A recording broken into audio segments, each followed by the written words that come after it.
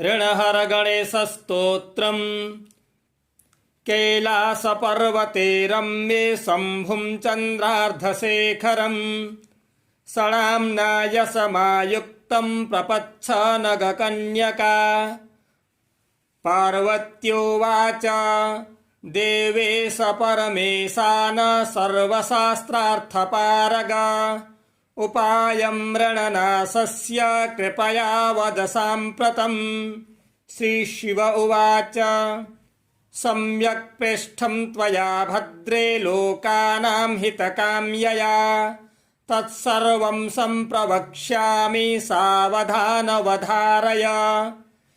ॐ अस्य श्रीऋणहर महागणपतिस्तोत्रस्य सदाशिव ऋषिः अनुष्टुप् छन्दः। श्रीऋणहर महागणपतिर्देवता ग्लौं बीजं गः शक्तिः गों कीलकं मम ऋणनाशने जपे विनियोगः। ॐ गणेशाङ्गुष्ठाभ्यां नमः। ऋणं छिन्धितर्जनीभ्यां नमः। वरेण्यं मध्यमाभ्यां नमः। हुं अनामिकाभ्यां नमः। नमः कनिष्ठिकाभ्यां नमः। फट् करतलकरपृष्ठाभ्यां नमः। ध्यानं सिन्दूरवर्णं द्विभुजं गणेशं लम्बोदरं पद्मदले निविष्टं ब्रह्मादिदेवैः परिसेव्यमानं सिद्धेर्युतं तं प्रणमामि देवम्। श्रेष्ट्यादौ ब्राह्मणा सम्यक् पूजितः फलसिद्धये सदैव पार्वतीपुत्रः ऋणनाशं करोतु मे। त्रिपुरस्ववधात् पूर्वं शम्भुना सम्यगर्चितः सदैव पार्वतीपुत्रः ऋणनाशं करोतु मे।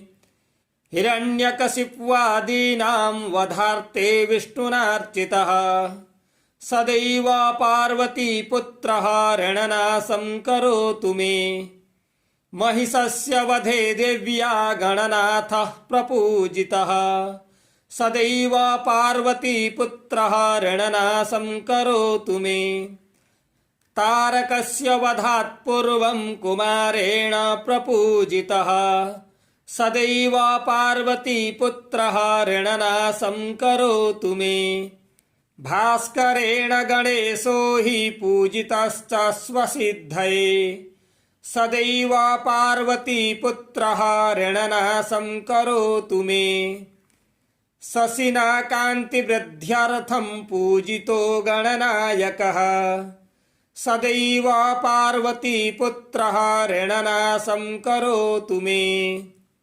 पालनाय च तपसां विश्वामित्रेण पूजितः सदैव पार्वतीपुत्रः ऋणनाशं करोतु मे।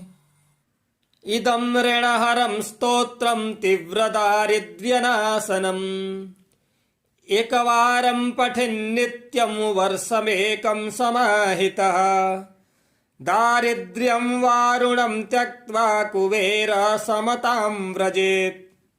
फलन्तोऽयं महामन्त्रः सार्धपञ्चदशाक्षरः। ॐ गणेश ऋणं छिन्धि वरेण्यं हुं नमः फट् इमं मन्त्रं पठेदन्ते ततश्च शुचिभावनः। 21 संख्याभिः पुरश्चरणमीरितम् सहस्रावर्तनात् सम्यक् षण्मासं प्रीयतां व्रजेत्। बृहस्पतिसमो ज्ञाने धने धनपतिर्भवेत् अस्यैवायुतसंख्याभिः पुरश्चरणमीरितम्। लक्षमावर्तनात् सम्यग् वाञ्छितं फलमाप्नुयात्।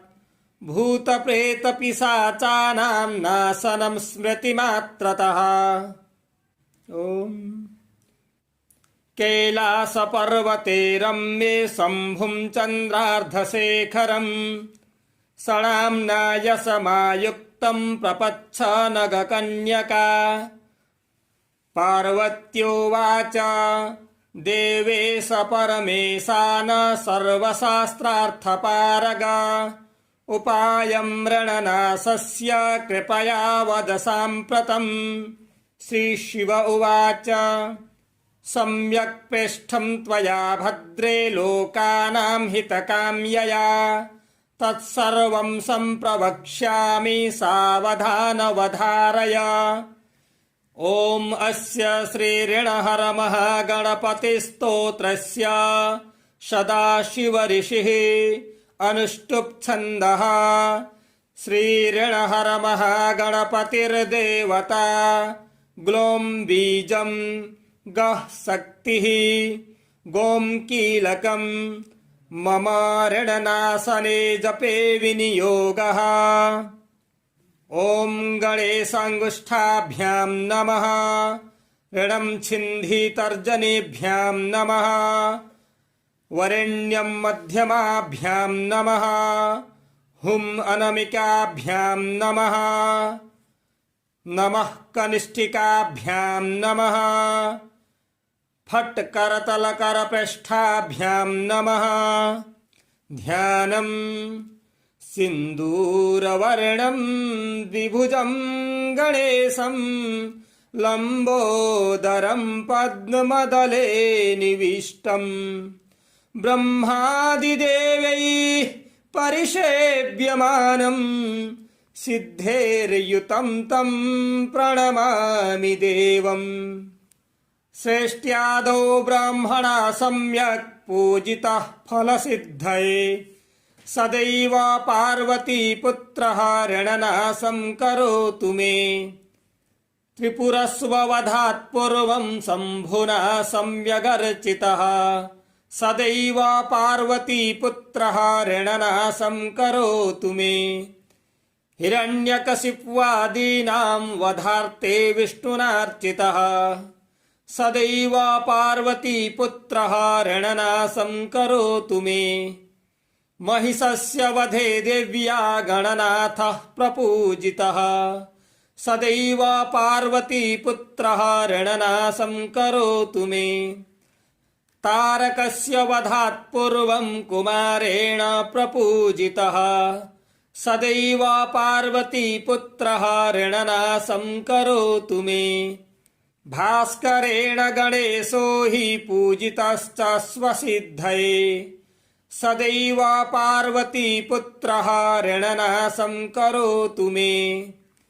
शशिना कान्तिवृद्ध्यर्थं पूजितो गणनायकः सदैव पार्वतीपुत्रः ऋणनाशं करोतु मे।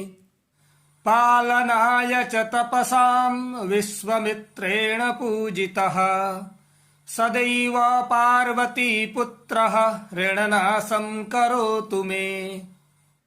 इदं ऋणहरं स्तोत्रं तीव्रदारिद्र्यनाशनम् एकवारं पठेन्नित्यं वर्षमेकं समाहितः। दारिद्र्यं वारुणं त्यक्त्वा कुबेरसमतां व्रजेत्। फलन्तोऽयं महामन्त्रः सार्धपञ्चदशाक्षरः। ॐ गणेशऋणं छिन्दी वरेण्यं हुं नमः फट् इमं मन्त्रं पठेदन्ते ततश्च शुचिभावनः।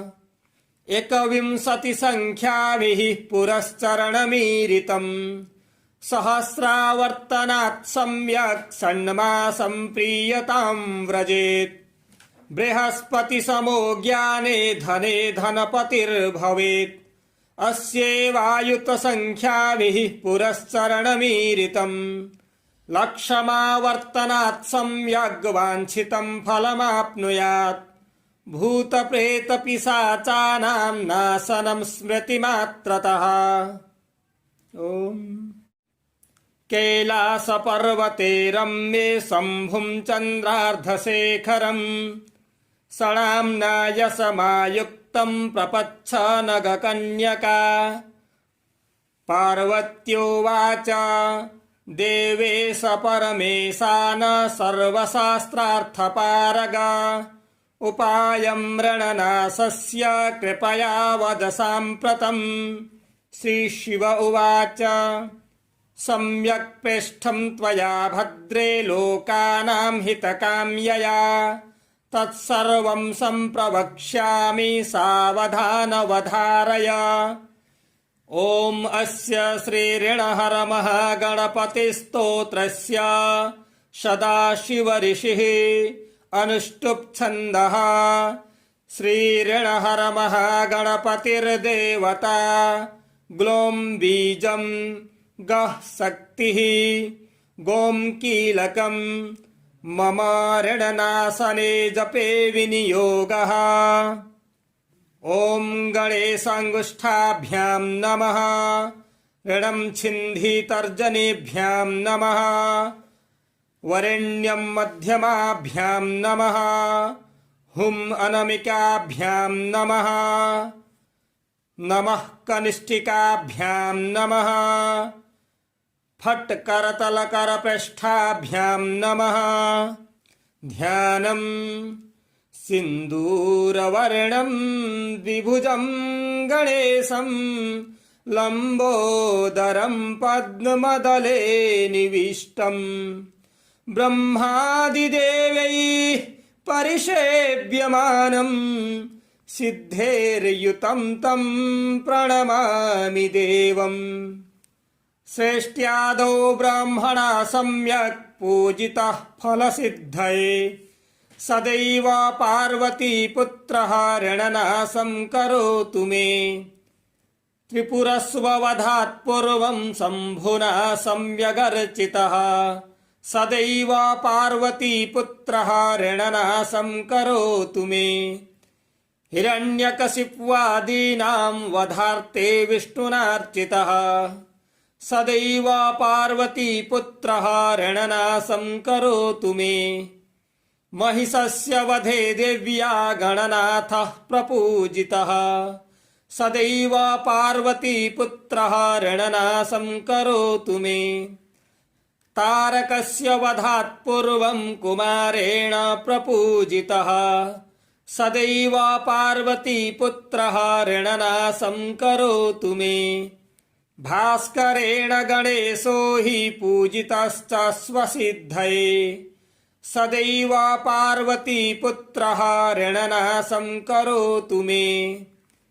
शशिना कान्तिवृद्ध्यर्थं पूजितो गणनायकः सदैव पार्वतीपुत्रः ऋणनाशं करोतु मे। पालनाय च तपसां विश्वामित्रेण पूजितः सदैव पार्वतीपुत्रः ऋणनाशं करोतु मे। इदं ऋणहरं स्तोत्रं तीव्रदारिद्र्यनाशनम् एकवारं पठन्नित्यं वर्षमेकं समाहितः दारिद्र्यं वारुणं त्यक्त्वा कुबेरसमतां व्रजेत्। फलन्तोऽयं महामन्त्रः सार्धपञ्चदशाक्षरः।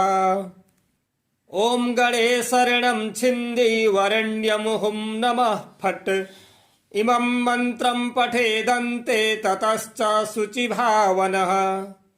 21 संख्याभिः पुरश्चरणमीरितम् सहस्रावर्तनात् सम्यक् षण्मासं प्रीयतां व्रजेत्। बृहस्पतिसमो ज्ञाने धने धनपतिर्भवेत् अस्यैवायुतसंख्याभिः पुरश्चरणमीरितम्। लक्षमावर्तनात् सम्यग् वाञ्छितं फलमाप्नुयात्। भूतप्रेतपिशाचानां नाशनं स्मृतिमात्रतः। ओम।